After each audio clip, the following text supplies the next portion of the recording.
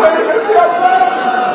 আল্লাহ হুজুর মুহাম্মদ আওয়াজ ভাস ও আমাদের নসিব কর আল্লাহ।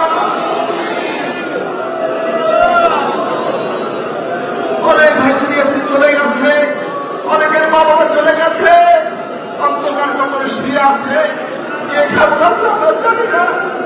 আল্লাহ সকলের কবরকে আমরা জান্নাতের বাগিচা করে আল্লাহ রব্বির হামহুমা